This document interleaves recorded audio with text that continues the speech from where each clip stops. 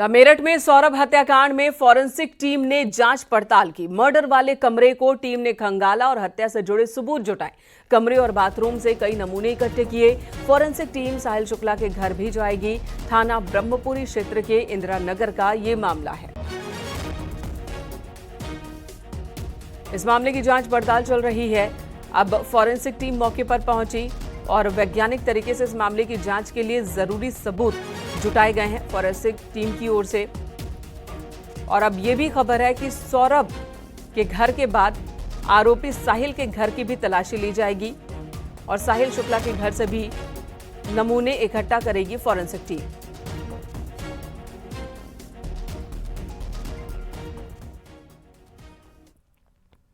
और इस पूरे हत्याकांड पर लोगों का गुस्सा चरम पर है। हाथों में कैंडल लेकर नम आंखों के साथ सौरभ को पुष्पांजलि दे रहे लोग। इतना ही नहीं, लोग मुस्कान और साहिल के लिए फांसी की सजा की मांग कर रहे हैं। मेरठ के थाना ब्रह्मपुरी इलाके में कैंडल मार्च निकाला गया।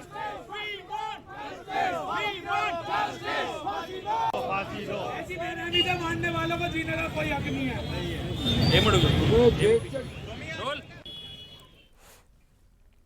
सौरभ हत्याकांड में पुलिस की टीम घटना का सीन रिक्रिएट करने की तैयारी में है। साथ ही दोनों को रिमांड पर लेने की भी कार्रवाई की जा रही है।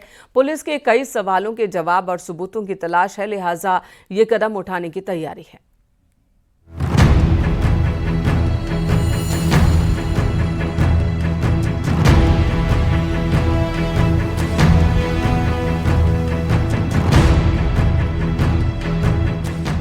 कातिल मुस्कान और उसके प्रेमी साहिल ने जिस बर्बर तरीके से सौरभ की हत्या को अंजाम दिया, उसे सुलझाने के लिए पुलिस टीम को भी कड़ी मशक्कत करनी पड़ रही है। मेरठ पुलिस की टीम हिमाचल प्रदेश के लिए रवाना हो गई।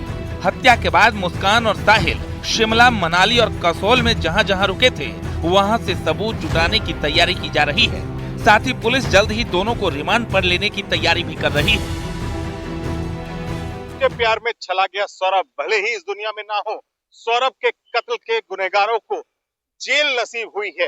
वहीं अब पुलिस जल्द ही दोनों का रिमांड लेगी। पुलिस ने वो रिमांड का पर्चा भी तैयार कर लिया है, जिसे कोर्ट में दाखिल किया जाएगा ताकि मुस्कान और साहिल का रिमांड लिया जा सके और उनसे पूछताछ की जा सके कि आखिरकार सौरभ का कत्ल क्यों किया गया, क्या दोनों के बीच अनबन थी, क्या ऐसी बात थी जो इन दोनों ने कत्ल जैसी जघन्य वारदात को अंजाम दे डाला।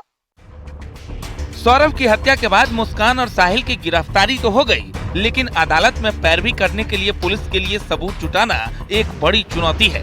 हत्या के लिए इस्तेमाल चाकू, नींद की दवा, ड्रम, बेडरूम से मिले साक्ष्य, तंत्र मंत्र कनेक्शन से जुड़ी जानकारी क्राइम फाइल में पुलिस की टीमें जुटाएंगी।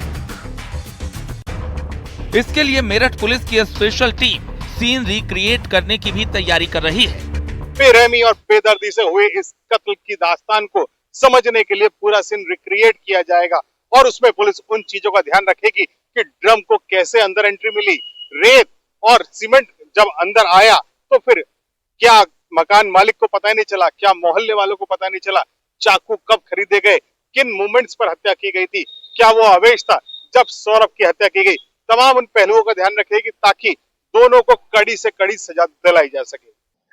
जो भी लगेगा हमें एविडेंस का पार्ट बनाया जाना चाहिए, जिस भी तथ्यों को उसको इस केस में सम्मिलित किया जाएगा। इसके अलावा इन लोगों को जल्द से हम लोग रिमांड पे भी लेंगे। इनसे विस्तृत रूप से पूछताछ की जाएगी कि इनका मोटिव क्या था और ये क्या करना चाहते थे, इनको कहाँ से ये प्रेरणा मिली इस कत्ल का, सभी चीज़ों के बारे में जानकारी की जाएगी और इसमें जो भी हमें लगेगा सामने आता है, तथ्य आते हैं, उनको उसके अनुसार का आवश्यक विधि कार्रवाई की।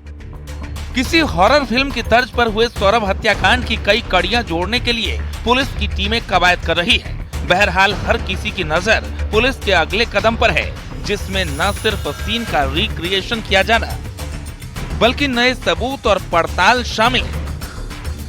मेरठ से निखिल अग्रवाल, न्यूज़ 18।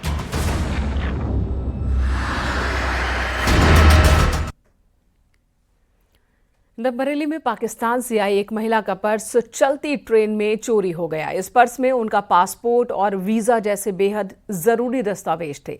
शहनाज 45 दिन के वीजा पर 18 साल बाद पाकिस्तान से भारत आई हैं। शहनाज की माने तो 7 बार वीजा लगाया, लेकिन पाकिस्तानी हुकूमत की नाइंसाफी की वजह से उन्हें हिंदुस्तान आने का वीजा नहीं मिल सका।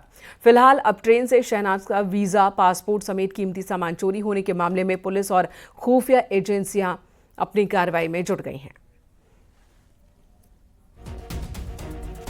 इधर उधर किसी के शादी में ये नहीं कह सकती इन्होंने चोरी करी है। आगे यही सबसे इंतहा है। अगर मेरे साथ ऐसा हादसा हुआ तो मुझे कभी मैं अप्लाई करूं तो बहन भाइयों से मिलने की, तो मुझे रोका नहीं जाए, मुझे वीज़ा मिल जाए। बस यही है मेरा, अगर किसी को मिले पर्स तो मेरे पहुंचा दें एड्रेस पे।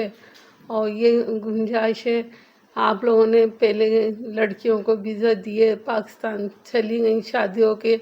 बहुत सी लड़कियां आज भी वहाँ पर ऐसी हैं जो अपने माँ बापों से नहीं मिल पा रही, ना बहन भाइयों से मिल पा रही हैं, और उनको वीज़े की इजाज़त देना चाहिए। अगर वीज़ा मिल दें वो तो उन लोगों को वीज़ा देना चाहिए जो बच्चियाँ बहुत दिनों से गई। बिजनौर में 8 मार्च को एक महिला की सड़क हादसे में मौत का पुलिस ने खुलासा किया है। महिला के पति ने साली से शादी करने के लिए पत्नी की हत्या करवा दी थी। आरोपी पति ने अपने दोस्त के साथ मिलकर प्लान तैयार किया। हत्या को हादसा दिखाने के लिए पत्नी को कार से कुचलवा दिया। घटना नगीना के बिश्नोई सराय की है। महिला की मौत के बाद मायके पक्ष ने हादसा मानने से इनकार कर दिया था। उन्होंने एसपी से घटना की जांच की मांग की थी। जब पुलिस ने मामले की दोबारा जांच शुरू की तो पूरी सच्चाई सामने आ गई। इसके बाद आरोपी पति और उसके दोस्त को पुलिस ने गिरफ्तार किया है और जेल भेजा है। कार्रवाई से तथ्य प्रकाश में आया कि मुकदमा वादी अंकित कुमार की शादी 5 वर्ष पूर्व हुई थी और उसके कोई संतान नहीं थी। इस कारण वो अपनी पत्नी से खिन्न रहा करता था और अपने रिश्ते की किसी अन्य महिला से वो शादी करना चाहता था। इसीलिए उसने अपने साथी सचिन, जो इको वाहन का चालक था, उसके साथ मिलकर षड्यंत्र करते हुए अपनी पत्नी की हत्याकारी कराया था उसने। हरदोई पुलिस ने बच्चा चोरी करने वाले गैंग की 2 महिलाओं को गिरफ्तार किया। आंध्र प्रदेश की मोडावती शारदा और ओडिशा की सविता ठाकुर को अरेस्ट किया गया। बीते 21 फरवरी को हरदोई से एक शादी समारोह में 3 साल का बच्चा गायब हो गया था। पुलिस ने मोबाइल सर्विलांस और साक्ष्यों के आधार पर अभय वर्मा और उमा शंकर को पकड़ा। पूछताछ में पता चला कि ये गिरोह हरदोई और सीतापुर समेत कई जिलों से बच्चों की चोरी करता था, फिर 5-5 लाख रुपए में बच्चों का सौदा कर देता था। फिलहाल पुलिस ने हरदोई के ऋतिक और सीतापुर के आर्यन को सकुशल बरामद कर लिया है।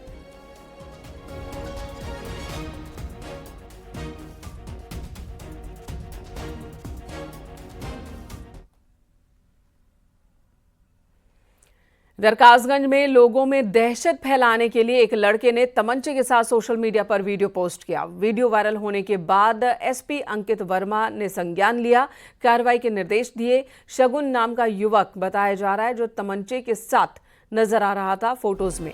पटियाली कोतवाली क्षेत्र के गांव नगला बोडन का ये मामला है।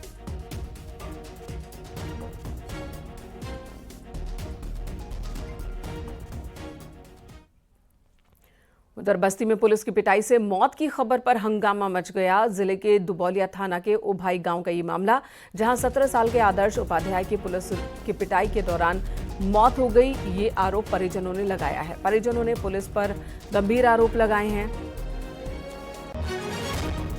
और इलाके के लोगों ने खूब हंगामा किया। 2 सिपाहियों को फिलहाल इस मामले में सस्पेंड किया गया है।